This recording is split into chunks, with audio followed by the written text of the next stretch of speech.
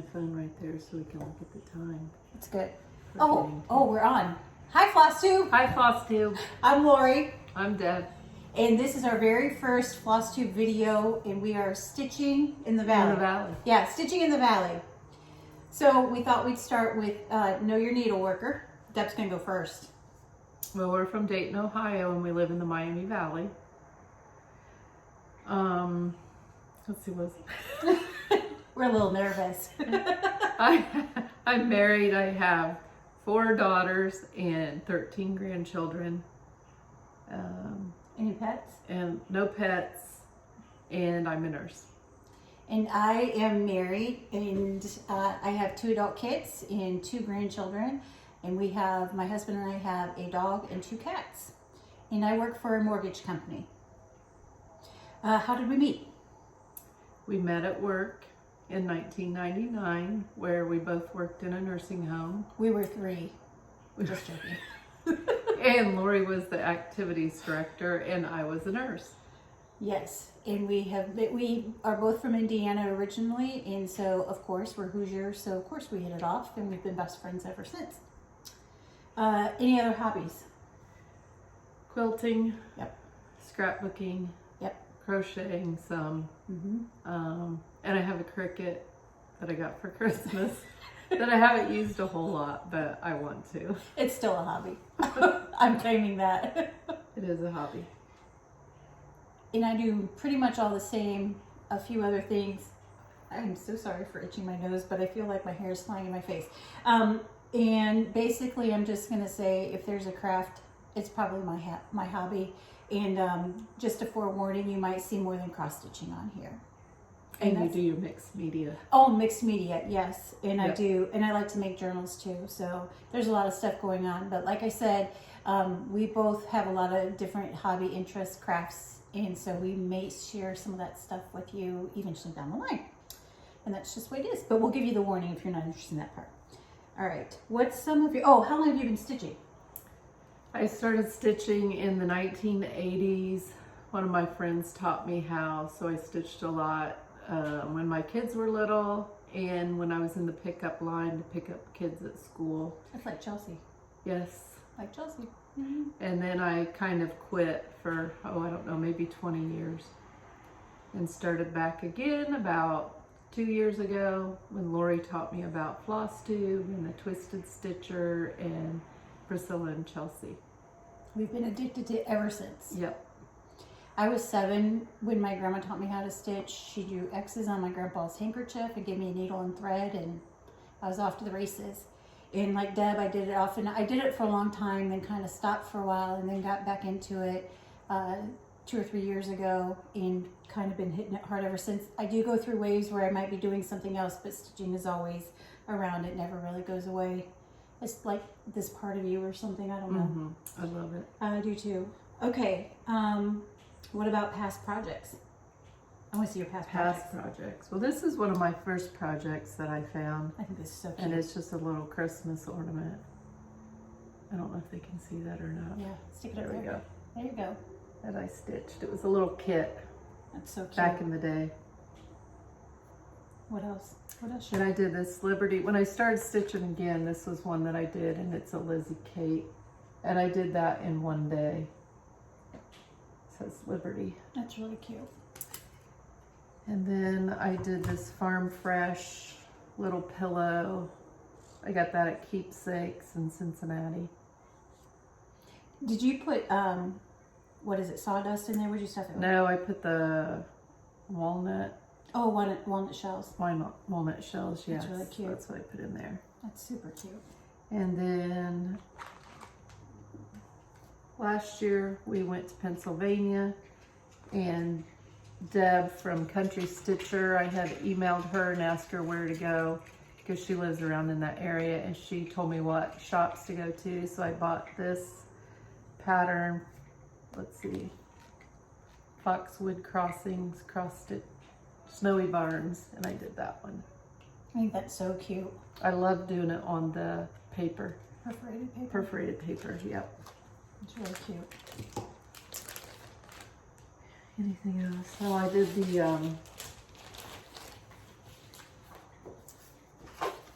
the Quaker flag from the sisterhood. And there's it. I haven't fully finished it yet, but it's finished. Love that. So cute. Adorable. And I can't remember who this was from. Is that Heart and Hand, I think. okay? Yep. Be Merry. Not fully finished yet.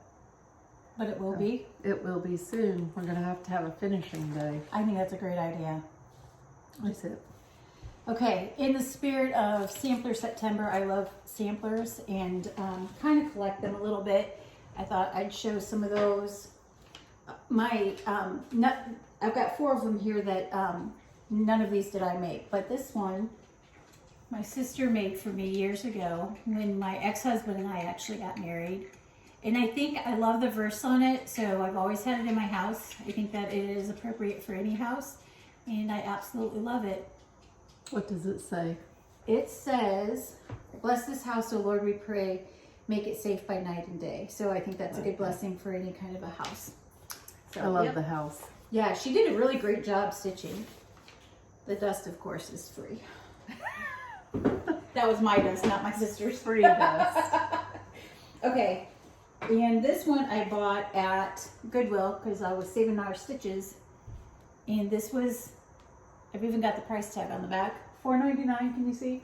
But what I'm wondering, I'm afraid to undo. I think that this was professionally framed, so I kind of hate to take it apart. But I feel like this sampler was just a little bit longer than what this frame is. I might go ahead and take it apart and see if I can figure it out. So if anybody happens to know, if you recognize this pattern, just send us a message and let us know that yes, it is longer, or even the name of the pattern. Sorry. In the comments below. Yes, in the comments below. I always wanted to say that. In the comments below. So, and it says on here, "I entrust my work to thee, KIA, marked by SBC in 1990. So this was stitched back in 1990. It looks like it might be on 14 or 16 count 8 o'clock, but I think it's really pretty. And like I said, I only paid $5 for that.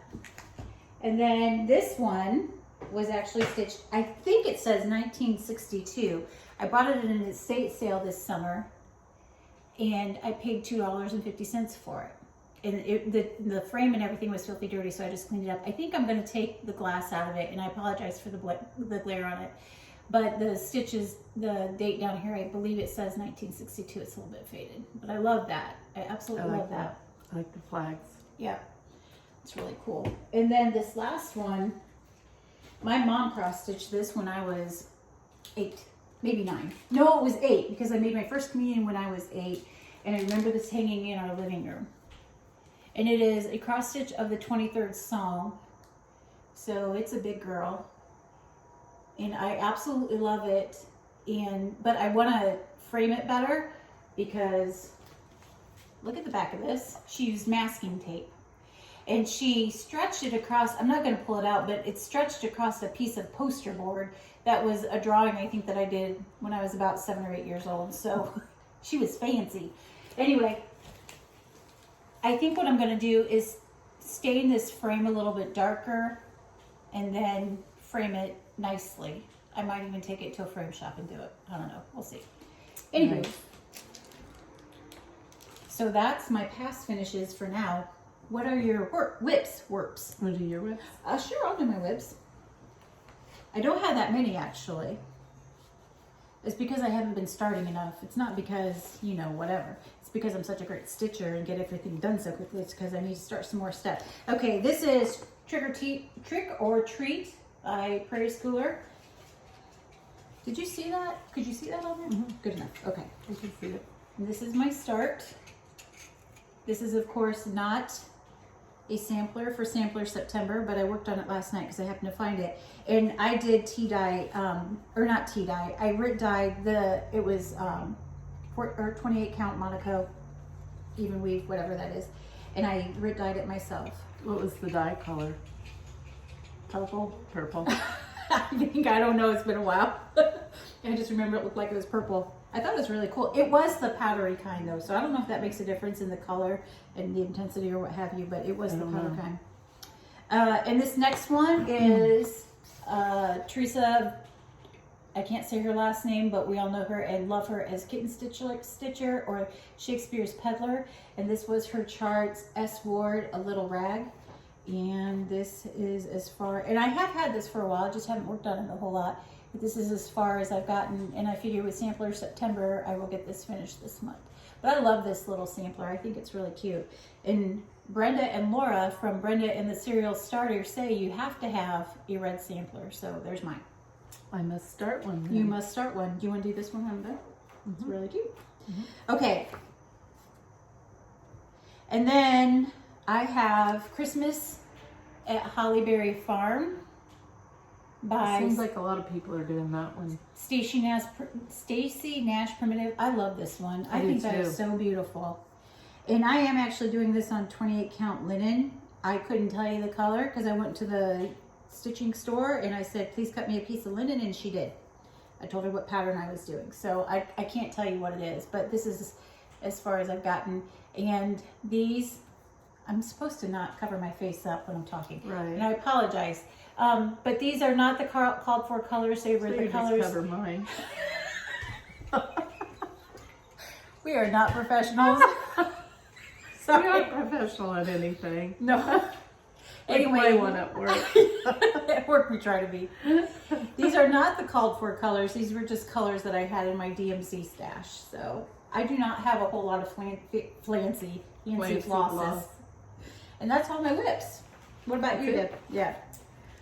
I have been working on Stitching with the Housewives, trucking along the October.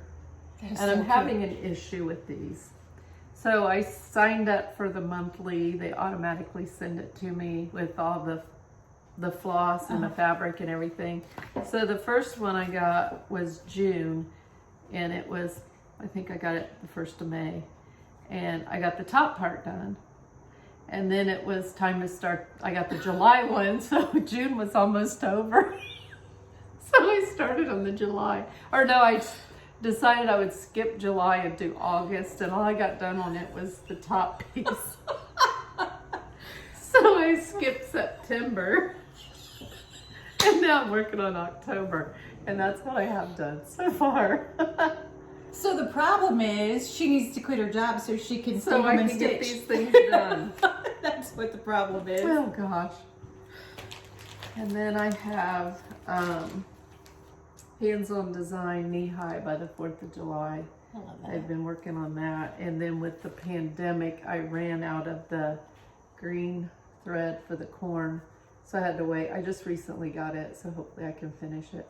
And I did that in the call for colors except the white down here. I think it was charted in oatmeal, and I used the B, what is it? 5200 or something like that. It's real white. It's really pretty.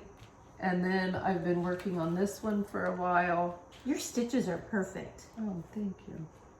This is Country Cottage Needleworks, Bless Our Home. And this is on 28 count Monaco that I copy tea-dyed. And that's what I have so far. I changed the door to red. It was brown. I love the color. I saw somebody else did it, so I copied. I like the red. I do too. I like the like red it. door. I do too. And then I've got this Lizzie Kate Quick It Ho Ho Ho that I've been working on. I'm almost finished. I think I just have to put the beads on the wreath and maybe some of the little colored things down here. That's really cute. Stitches. And I'm going to make that into a little pillow. That'll be really cute. Yep. And that's it for me. All right. Whips. You've been busy. Yes, not busy enough though. Right. All right. What we thought we would like to do with our channel is our goal is to record every 2 weeks. Now, mind you, we both do work full time. Deb is in school. I do work a very, very, very part-time job. So our goal is to do every 2 weeks. And what we thought we would do is maybe every other week we'd have a special guest. Mm-hmm. Never know who that might be. And then we might go on a couple of field trips to some different stitching stores and that kind of thing. I think that would be kind of fun. So that's kind of what we're thinking about doing with our Flosstube channel. We were talking about, we would like to meet some more people in the Dayton area who stitch. What's the one down in Cincinnati? Keepsakes. Keepsakes. is a great store, and we do get to go there occasionally, but it's about a 45-minute to an hour drive for us. And so we don't get to go not as often as we would like to. So if you know anybody, or if you live in the Dayton area, shout out to us. Respond below in the comments. I hope Deb says that. She always wanted to say that. You say it now. It's your turn. Anyway, if you are a stitcher in the Dayton area and would like to meet up and get together for maybe a little bit of stitching, just give us a shout. We would really enjoy doing that. We would like to, or if you know of an embroidery guild in this area, we would really be interested in that kind of a thing.